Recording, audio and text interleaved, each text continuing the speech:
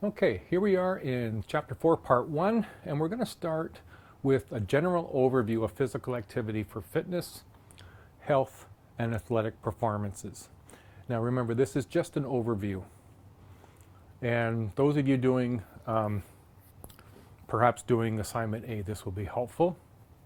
So we're going to look at what is physical activity and fitness, what are some of the benefits of physical activities, and so remember, use your textbook along with the videos. So make notes, highlight, and tag pages of sticky notes in your textbook. It's all a very big help in understanding the material and will assist you in writing your tests.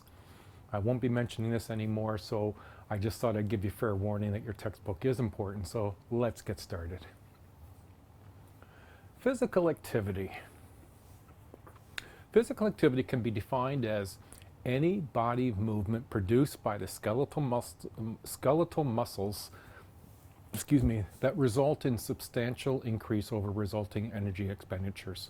So essentially, anything that we do that involves movement, muscles moving, this is skeletal muscles that have a substantial increase over resting energy expenditures. So if I'm just on the couch resting, I have very little expenditures aside from my breathing. But if I get up and go running, then I'm using muscles and skeletal muscles along that increase the expenditures of energy in my body above that which is resting. The benefits of regular physical exercise and physical activity have been known for a long time. This isn't something that's brand new and just been discovered. Of course, we know this well and long about humans. Now, physical activity and health. Canada is facing a physical inactivity and obesity crisis that has a major impact on our economy. Just the costs associated with the health risks of type 2 diabetes and cancer and hypertension are huge. This was determined by the Public Health Agency of Canada, responsible for improving health and well-being of Canadians. They advocate 4 goals: funding national health and living programs, collaborating better with all levels of government regarding healthy living initiatives, keeping data and sharing with government partners regarding these healthy living programs, and 4th, encouraging Canadians to increase their physical activity level. Now, all of that has a huge impact on what impact it'll have on the economy of Canadians. This lack of physical activity is being addressed not just to adults, but to children, teens, adults, and older Canadians. For adults aged 18 to 64, the Canadian Physical Activity Guidelines recommend an accumulation of at least 150 minutes of moderate to vigorously intense aerobic physical activity per week. That's not a lot. In bouts of 10 minutes or more. So think about that, 10 minutes or more, 15 times in a week. So if you went out and did 15 minutes of walking and did that 10 times in a week, you've met that minimum requirement. And 15 minutes of walking, I don't mean a saunter, I mean deliberate, purposeful, brisk walking. You don't have to be power walking. It's just that you're not just meandering about. You're actually putting a focused effort on the activity of walking and raising perhaps your heart rate in that 15 minutes. Now, most of us are able to do perhaps more than that. And so that's just the minimum guidelines to increase physical activity. Individuals are also encouraged to add muscle and bone strengthening activities using major muscle groups at least 2 days a week. You'll see in table 4.1 on page 79 this sort of breakdown. And that's an important feature. I mean, it's not a lot of effort, and it's not that you have to do what you might term as typical active behavior. There's a lot of range of things that we can do to meet those expectations. Canadian Society for Exercise Physiology, the CSEP, also developed new Canadian sedentary behavior guidelines for children 0 to 4 and 5 to 11 and youth 12 to 17 years. Now, research is now being completed by the development of sedentary guidelines for adults for the 18 to 64 and older adults over 65. Research indicates Canadians are not moving enough.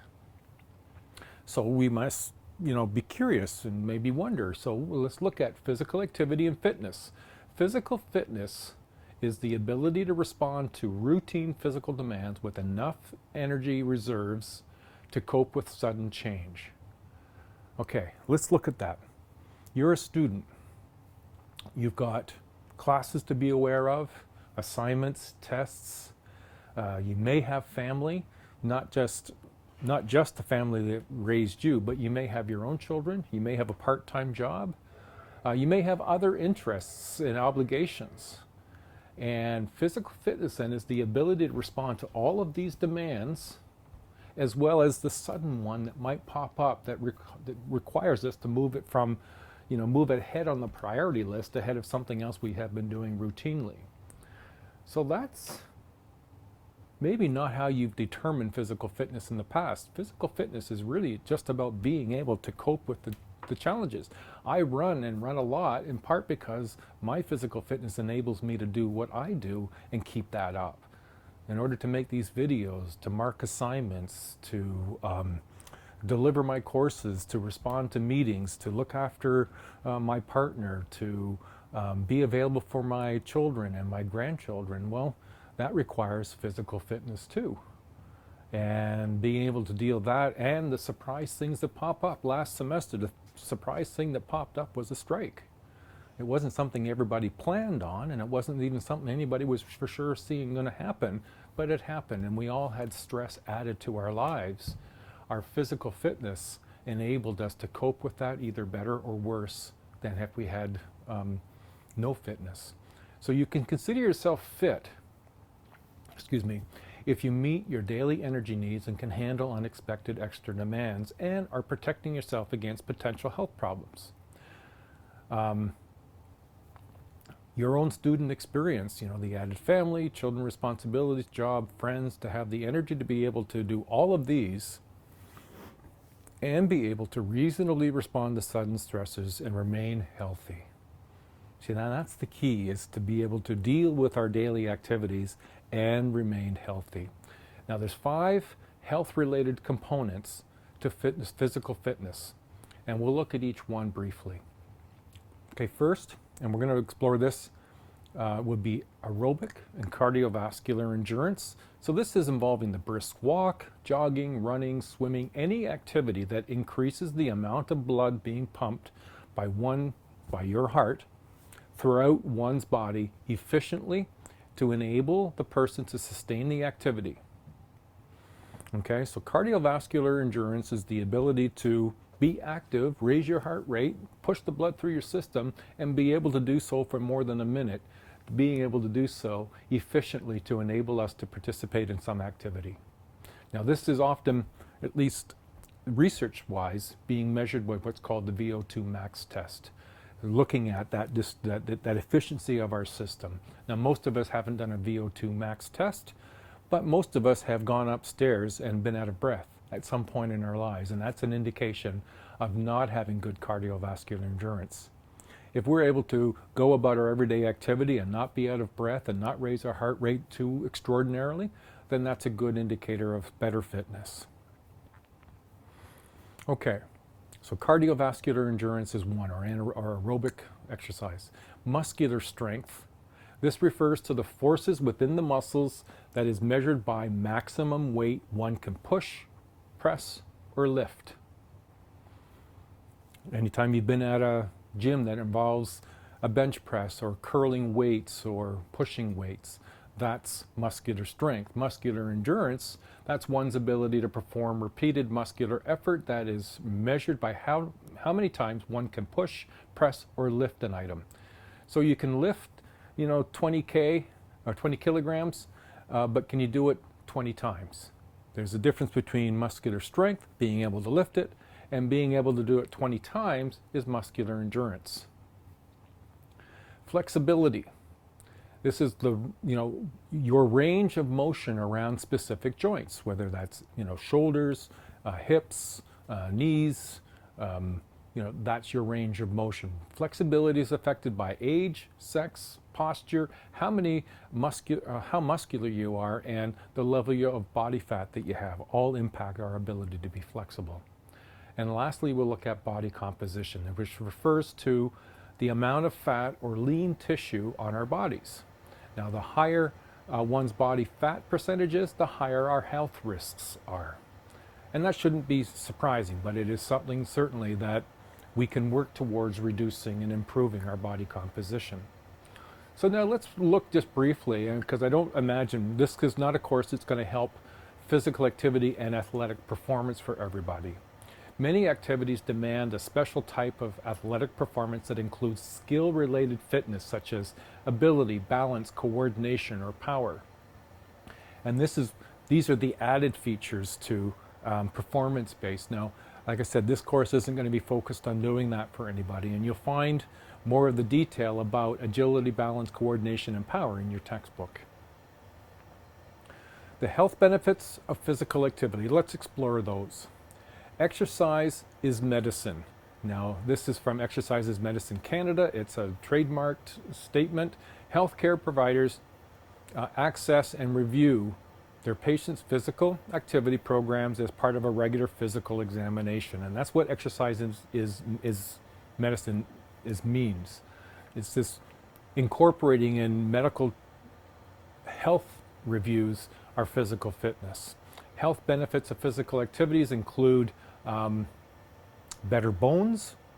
That's a huge, big one as you're getting older. Weak and brittle bones are common among people who don't exercise. Osteoporosis is a condition in which bones lose their mineral density and become increasingly soft and susceptible to injury. It affects a great many older people, especially women. It's one of the areas in which Health Canada has been pushing older people to engage in more physical activity, including pushing weights to build bone density. 2, better mental health and functioning is one of the benefits. Exercise is an effective but underused treatment for mild to moderate depression, and it may help in treating other mental disorders. Exercise eases certain symptoms such as agitation and hallucinations in schizophrenic patients. Lifelong fitness may be protecting the brain as we age. It's one of the things I'm banking on because I spend a lot of time exercising and running, and a part of that is I want to live a long, healthy life. 3, brighter mood, less stress. Exercise boosts mood, increases energy, improves concentration and alertness, and enables people to handle stress better. Mood-elevating brain chemicals called endorphins are released during exercise. It's part of what, if you've heard the term before, running high. It doesn't mean getting high and going running. It means running and then having these endorphins released gives you a sense of flow. This running without effort and being encompassed in the activity without thinking of how tired am I. We can also look at exercise as enhancing immunity. Moderate exercise may enhance immune function by reducing stress hormones like cortisol that can dampen resistance to disease. When we're under stress, the body releases cortisol to deal with that stress, but it's not good for our body to have cortisol released that frequently.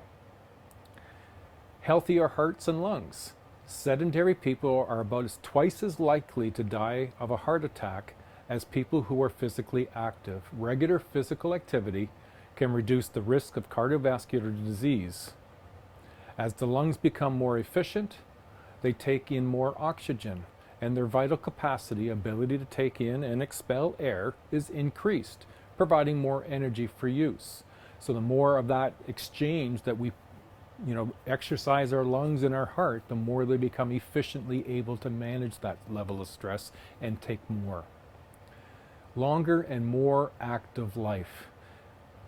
Inactivity increases all causes of mortality, doubles the risk of cardiovascular disease, diabetes, obesity, and increased risk for colon cancer, high blood pressure, osteoporosis, depression, and anxiety. Wow. Exercise also helps older people retain strength and mobility needed to live lives more independently. Another reason, another benefit, lowers the risk of cancer. Physical activity lowers the likelihood of getting some forms of cancer and may lessen the risk of reoccurrence or risk of a second cancer. Exercise is advocated as a part of a treatment protocol because of the low cost intervention that has the potential to improve health and well-being of many individuals dealing with cancer. A really huge component, and it's a manageable one, is lowering the risk of type 2 diabetes. Now, type 2 diabetes has the acronym or the associated term as a lifestyle disease. Type 2 diabetes can be prevented or at least delayed through lifestyle choices such as participating in regular physical activity, choosing a healthy diet, and weight management. Exercise is very important in the prevention of and control of insulin resistance, pre-diabetes and type 2 diabetes, and must be done on a regular basis to be realized. And that's important because these are things that we can do something about. It's kind of like cholesterol. You can go in and have your blood tested to see what your cholesterol level is like. And one of the things you can do is change your diet to change your cholesterol. You can also exercise more to change your cholesterol. When I went in a number of years ago, I had high cholesterol, and they said, so I'm going to change your diet, and I did. And I made some changes, but I also went and started to increase my running and got back engaged in running, and that also decreased my cholesterol by producing healthy cholesterol. So exercise has some positive preventative activities. It also lowers our weight. In combination with healthy eating, physical activity can help people lower their weight. As the body responds to the increased demand, from your muscles for nutrients, your metabolic rates increase. The body burns more calories and the body fat decreases.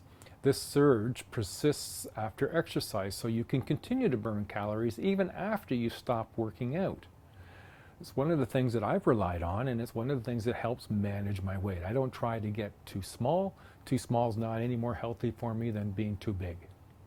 And so it's really important to look at the full benefits of fitness and activities.